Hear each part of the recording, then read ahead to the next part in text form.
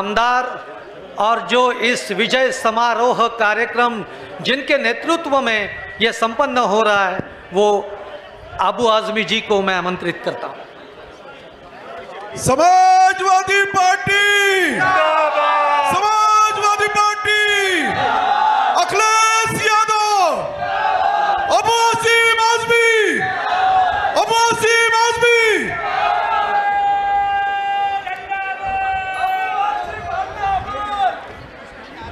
मोहतरम आदरणीय धर्मेंद्र यादव साहब, आदरणीय अवधेश प्रसाद जी, अब मैं सबके नाम तो लेना चाहता हूं क्योंकि सबका बहुत बड़ा एहसान भी मेरे ऊपर हो गया है, लेकिन सबके नाम लूँगा तो बहुत समय लगेगा। इसे आए हुए तमाम सांसद महोदय, महाराष्ट्र प्रदेश के कार्याध्यक्ष प्रताप होगाड़े साहब, हमारे एमएलए रईस शेख साहब, प्रमुख महासचिव मेरा सिद्दीकी साहब, मुंबई प्रदेश संगठन के सचिव शहनवाज खान साहब, मुंबई प्रदेश युवा अध्यक्ष फ़ाद अहमद साहब, रुखसाना सिद्दीकी साहिबा, महिला अध्यक्ष रेवन भोसले साहब, अनीस अहमद साहब, महाराष्ट्र प्रदेश महासचिव राहुल गायकवाड़ जी, डॉक्टर रऊफ शेख साहब, महासचिव फारूक घोसी साहब, शकील खान साहब, सभी पुलिस कर्मचारी, सभी नगर सेवक और सभी आए हुए दोस्तों, साथियों, भाइयों और बहनों, यकीन जानिए जब से इतने सांसद चुनकर आए हमारा टेम्पो हाई हो गया। हमें लगा कि अब कोई माई का लाल समाजवादी पार्टी को रोक नहीं सकता, क्योंकि काठी की हांडी कितने दिन चलेगी, झूठ के ऊपर कितने दिन ये सरकार चलाएंगे। मैं समझता हूं इतना बड़ा झूठ बोलने वाला शायद दुनिया में कोई इंसान पैदा नहीं होगा। तो उसी दिन से मेरी नीयत थी कि मैं किसी तरह से इतने सांसद को बुलाऊं, लेकिन मुझे लगा यार अखिलेश भाई बोलेंगे यार तुम इतने दिन से काम करते हो, पार्टी तो बढ़ा ही नहीं पा रहे हो, और इतने इतने एमपी को बुला रहे हो, सांसद को बुला रहे हो तुम। मैंने बोला सर मैं कोशिश तो कर रहा हूं। मैं बड़ा आभारी हूं अखिलेश भाई का। उन्होंने मुझे कहा जाओ अबू आसिम, मैं सारे सांसद को भेजूंगा। तालियां बजाओ अखिलेश भाई के लिए आप लोग।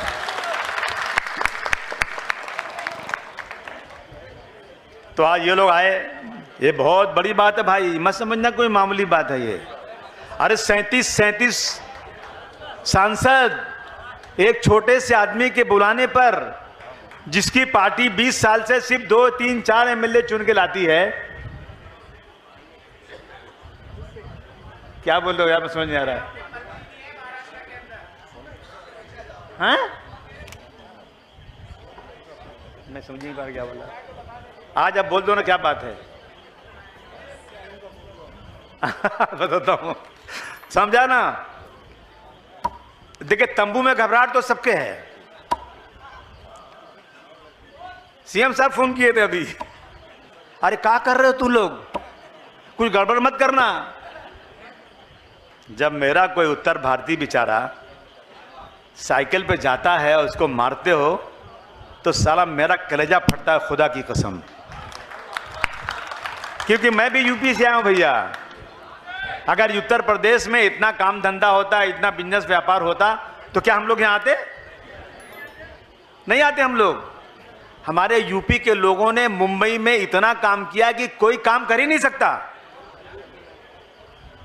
बताओ अगर झूठ है तो। गांव में हम लोगों के पास 3-3, 4 कमरे का घर है, और यहां एक नौजवान बच्चा बेचारा अपनी शादी करके बीवी को छोड़कर आता है और एक ऐसे कमरे में रहता है जहां हम गांव में बकरी और मुर्गी भी नहीं पालते। सही है कि नहीं? जब गुलिस्तान को खून की जरूरत पड़ी सबसे पहले गर्दन हमारी कटी। जब मुंबई में वीरान था, ऐसी जगह थी जहां कुत्ता भी नहीं जाता था, हमारे पुरखों ने अपने सरों पर मिट्टियां लाद लाद कर उसे खूबसूरत जगह बनाया। जब गुलिस्तान को खून की जरूरत पड़ी तो जब गुलिस्तां को खून की जरूरत थी सबसे पहले गर्दन हमारी कटी। अब ये कुछ कुत्ते कहते हैं ये हमारा चमन है तुम्हारा नहीं। देखो भैया, टकराना मत उत्तर भारतीय से, समझ लेना अच्छी तरह से। जब तक प्यास से रहे नहीं तो उठाकर पटक देंगे, 32 बाहर आ जाएगी, समझ लेना अच्छी तरह से। मैं नेताजी को क्यों मानता हूं? नेताजी ने मुझे नहीं बुलाया था, मैंने नेताजी को बुलाया था। मैंने ढूंढा पूरे देश में कि एक जुल्म ज्यादती महाराष्ट्र में हो रही, लड़ने के लिए अबू आसिम कौन सी पार्टी अच्छी है। मैंने सारी पार्टियों का जायजा लिया, मैं राजनीति में नहीं था। बोले यार उत्तर प्रदेश में एक मुलायम सिंह यादव नाम का आदमी है, अरे वो क्या बहादुर आदमी है यार, दबी कुचली मुसलमानों को भी जब उनकी सरकार आती है ना तो भी सीना तान के चलते हैं कि कोई माई का लाल मेरा कुछ बिगाड़ नहीं सकता।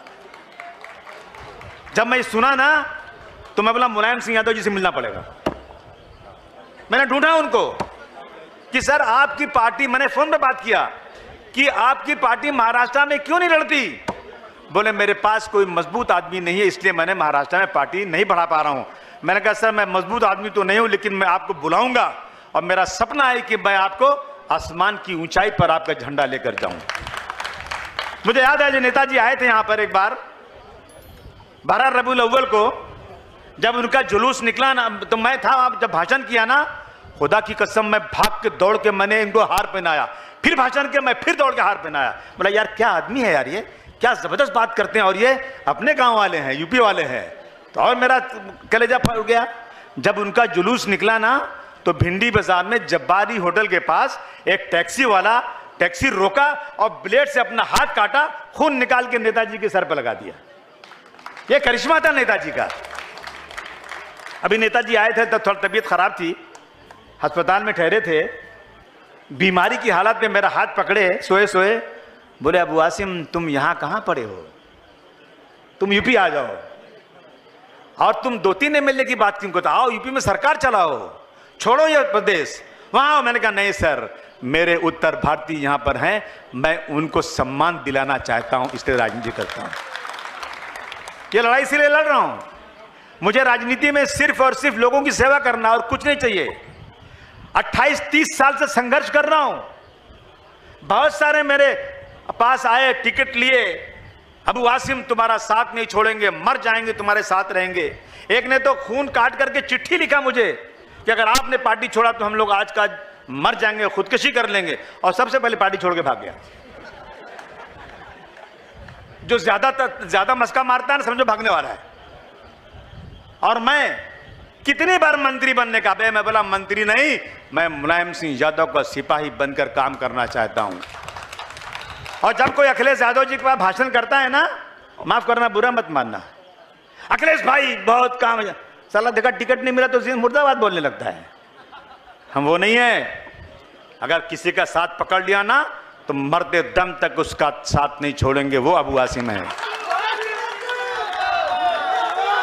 हम सत्ता के लिए नहीं, वसूल के लिए लगते हैं।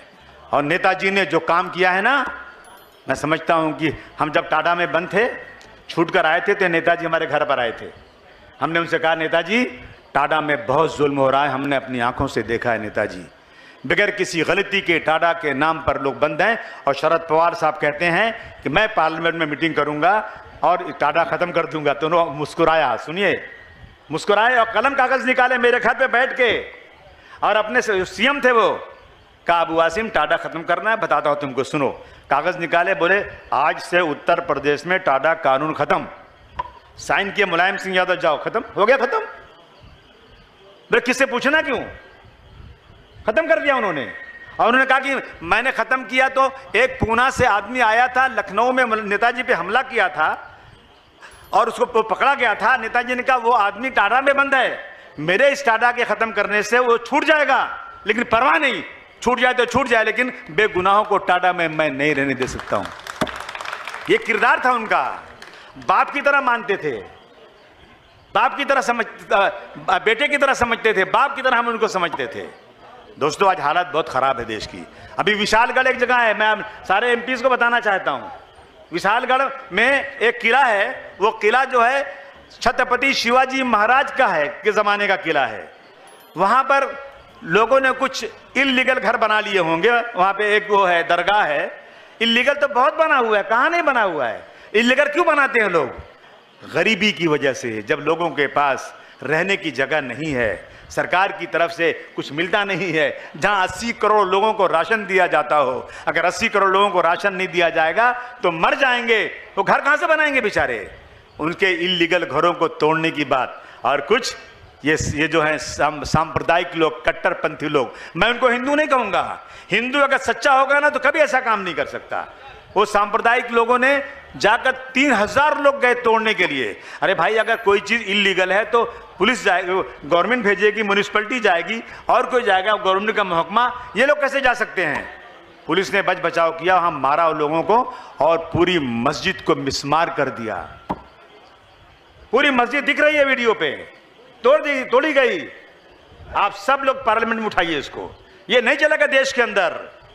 ये क्या है? जब 1947 में ये देश आजाद हुआ था, उस वक्त मुसलमानों के पास चांद था पाकिस्तान जाने का।